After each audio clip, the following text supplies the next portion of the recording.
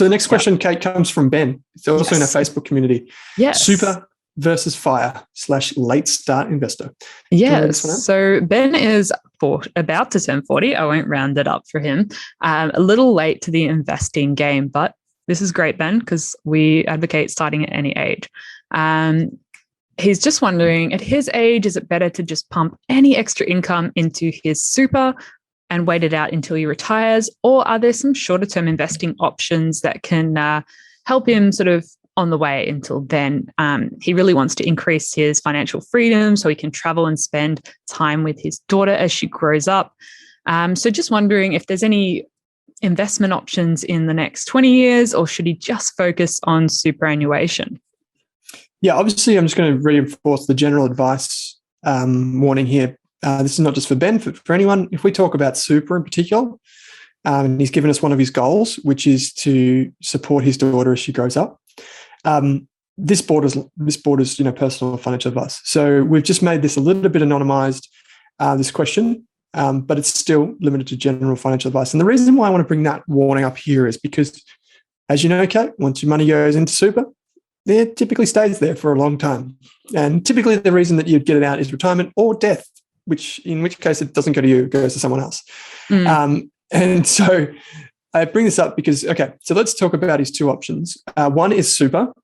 If he puts money into super, he could, out of his own pocket, so he gets paid and then he puts money in, he could probably claim a tax deduction for that. And then inside of superannuation, the returns inside super are taxed at a lower rate than most people's income outside of super, at least if you're working. Now, if he puts his money into super, the big drawback is that he can't get it out for a long time. And you'll get to that in just a sec. But the other side of it is he keeps his money outside of super, meaning that he invests in a brokerage account, a managed fund, whatever. And in that case, he's going to be taxed at his marginal tax rate on capital gains, as well as any dividend income that he receives. So the drawback here is that he pays more in tax. He may also pay a little bit more in fees. So these are the important considerations. Now, he mentioned his goals here, so I'll bring that up. He mentioned his goal was to provide for his family, and he mentioned that he's 40. So we know a few things about this person. I would just say, just generally speaking, Ben, that it doesn't matter how old you are. You should just start. And it doesn't, I would say at first, maybe don't overthink it. Maybe don't overthink super, outside super. Yes, that's an important consideration and you want to do it right. But if you haven't invested before, maybe just try it out and see if you like investing. Start with a small amount of money. See if you like it. If you don't have the temperament for it, like if you find yourself always worried about things or whatever, maybe super is a good option, or maybe seeing a financial advisor is a better option, even if it costs you money. Leading up into retirement, it's one of the times in your life where I think everyone should get financial advice. I know it sounds kind of backward. Why would you get it at the end of your life when there's less planning involved? Well, it's because you have nest eggs bigger and you can afford it. Unfortunately, financial advice in Australia is so expensive for younger people.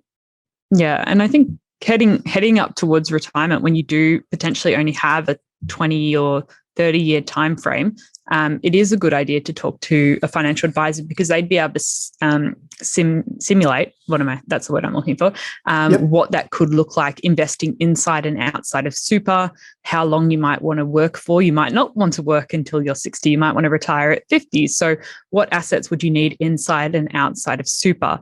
And I don't think it has to be all or nothing. I think we can get really stuck with that choice that I just have to invest in super or just invest outside of it. And you might be able to find a really happy medium that takes you to your 60 and then you've got super for after that. And so talking to a financial advisor, especially with this kind of question, would be a really helpful thing to do, to just map out what it might look like, because you might want that flexibility to travel and have that money outside of super for the next 2 decades. But it's also a good time to start focusing more on superannuation and retirement. And 20 years is still a great long-term investing time horizon. So you've got a lot of opportunity to do stuff both inside and outside of super. I might add 2 things here. One is, you touched on it there, Kate. He's 40, and I think you did a calculation to work out his preservation age. That's when he could start to access some of his super at 60. That's still a long time. Yeah. That's still, a financial advisor would sit down and do a risk profile and all that, but that's still a very long time. Most investors can't invest for a year, let alone 20 years, without pulling their investments out. So if you can find a way to do that, it's great.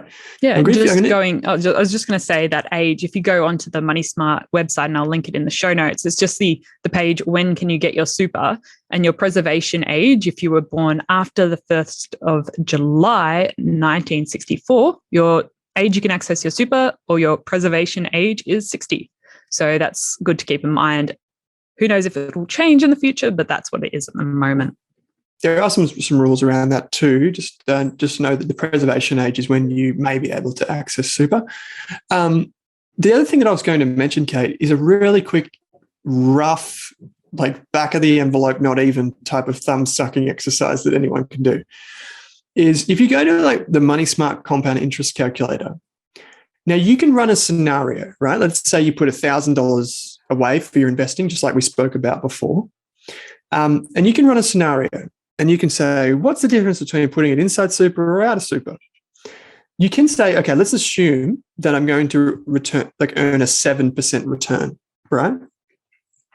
Well, if your tax rate is, 30%, for example, from that 7%, eventually you're going to have to pay some amount of tax. So you might bring that down. You might say, okay, I'm going to invest outside of super. I could, I don't know, just as a guess, 7% return. I'm going to push that down to a 5% return after tax, and then see what happens to the Money Smart calculator.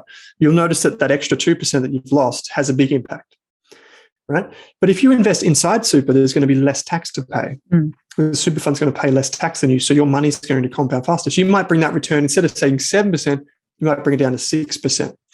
And you'll see that even though it's only a small return difference, over 20 years, it makes a big difference. And the reason I bring this up is I would think, depending on, we don't know anything about Ben really, other than what is divulged in some of this question. But I would say that what might end up happening is he might want to have some resources available before he retires and not be entirely dependent on superannuation. So what he might decide to do is have, like you said, Kate, basically like fork his income. So half of it goes one way, half of it goes the other way. And what it does is like he puts some aside, in a brokerage account or wherever right now invests. And on the other side, that goes into super. And that amount is for like that bottom drawer, long-term investing. Let's kind of forget about it. Let's let it compound in a low tax environment. Whereas the first one, the one that he does himself, is the one where he also tries to, invest in a similar way for the long term. But he knows that he's got more flexibility with that.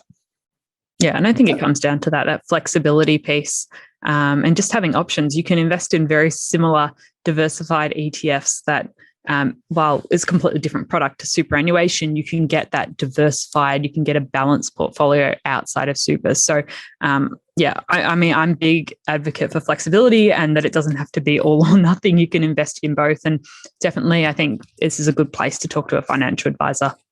Absolutely it is. And Ben, I'm sure the Facebook community's got you covered here, but yeah, you can talk to a financial advisor.